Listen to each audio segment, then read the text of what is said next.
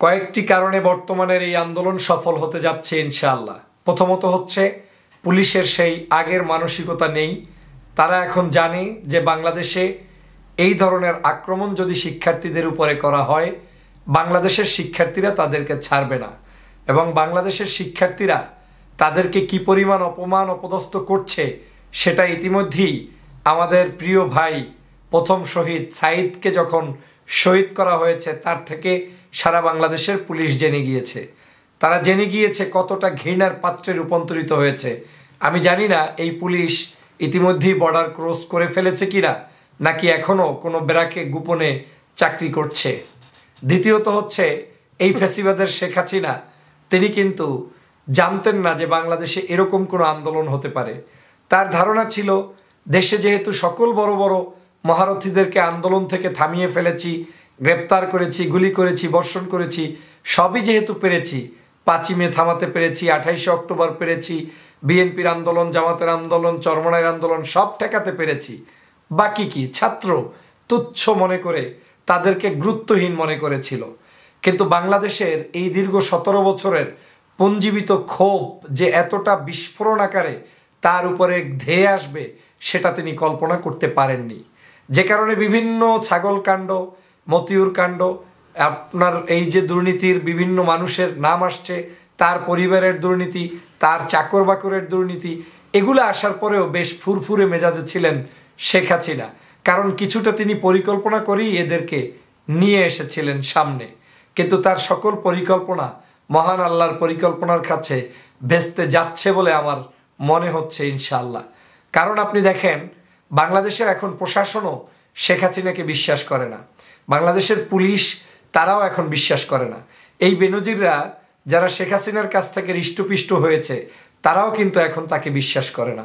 আওয়ামী লীগের মনোবল ভেঙে গিয়েছে, কারণ দুদিনের আন্দোলনে ছাত্রলীগ সমগ্র ক্যাম্পাস থেকে বিতাড়িত হয়েছে। বাংলাদেশের এমন কোনো ক্যাম্পাস নেই যেখানে ছাত্রলীগকে এখন সম্পূর্ণ একটি সন্ত্রাসী সংগঠন হিসেবে ছাত্র এবং ছাত্রীরা মনে না করে।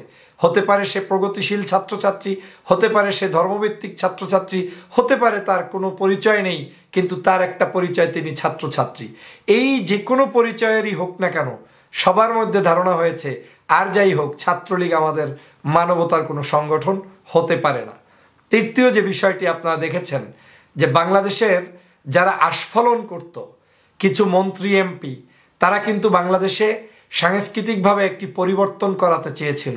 মনে মনে ভেবেছিল এদেশের সকল কিছুর পরিবর্তন হয়ে গিয়েছে, গান, কনসার্ট, নায়ক নায়িকাদের অবাধ সুযোগ সুবিধা, টাকা পয়সা, ফ্ল্যাট, বাড়ি। কিন্তু এন্ড অফ দ্য টাইমে যখন ছাত্রদের আন্দোলনটা আসলো, চাপে পড়ে হলেও সব নায়ক নায়িকা, গায়ক গায়িকা কিন্তু এখন সরকারের বিরুদ্ধে এক প্রকার হয়ে গিয়েছে। এখন 10 মিনিটসের মতো একটি জনপ্রিয় স্কুলকেও আজকের সরকার তার টাকা বন্ধ করতে বাধ্য হচ্ছে। তার মানে এই ক্ষুদ্র ক্ষুদ্র জায়গাগুলো কোনো আন্দোলনের সময় একত্রিত হয়নি। ক্ষুদ্র ক্ষুদ্র জায়গাগুলো এত বড় বড় আন্দোলন হয়েছে কিন্তু সবাই আসেনি। কিন্তু আজ আমাদের এই ছোট্ট ছাত্র ভাইদের প্রচেষ্টাকে সবাই সাদরে গ্রহণ করেছে। কারণ বাংলাদেশের মানুষ চায় মুক্তি, বাংলাদেশের মানুষ চায় শান্তি।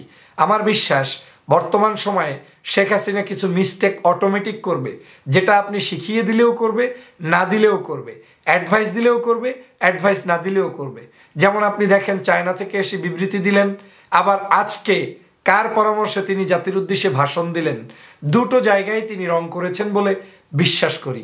এখন তার হাতে আছে আর একটি অপশন, সেটা হচ্ছে হয় আপনাকে চরমভাবে দমন করবে, না হয় তাকে নরম সুর হতে হবে। নরম হলেও পতন, চরমভাবে দমন করলেও পতন। কারণ আজকে যে ভাষণ দিয়েছেন তার মধ্যেও তার উগ্রপন্থী অবস্থান ছিল, তার মধ্যে তার লিয়েজো মানসিকতা ছিল না।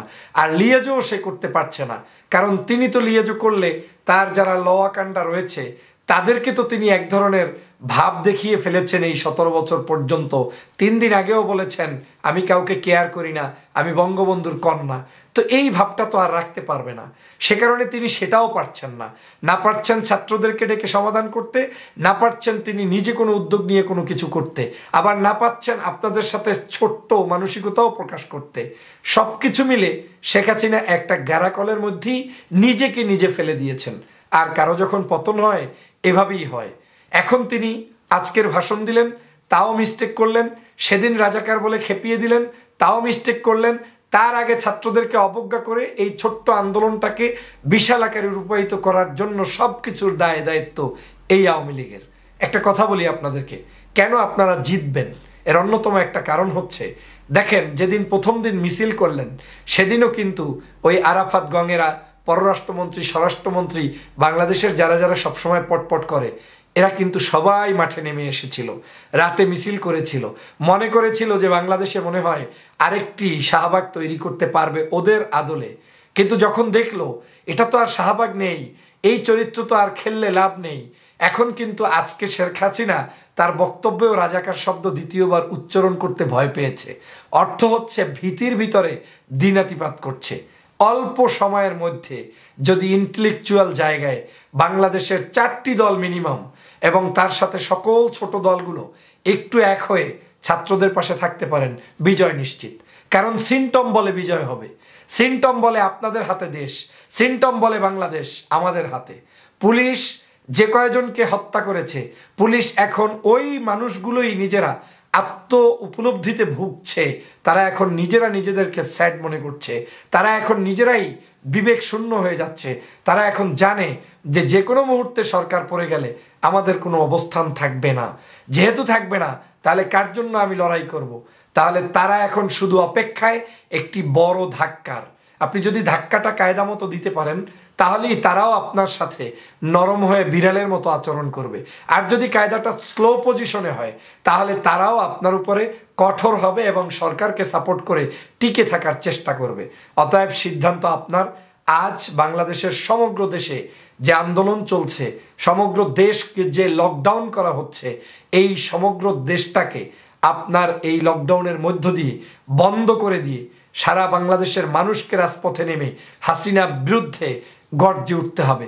তাহলেই এদেশের মানুষ সুষ্ঠু সুন্দরভাবে বিজয় নিশ্চিত করতে পারবে ইনশাআল্লাহ। আর যদি সেটা করতে না পারেন, তাহলে আমাদের সমাজে, আমাদের দেশে, আমাদের মানুষের জন্য অনেক লম্বা সময় লাগবে।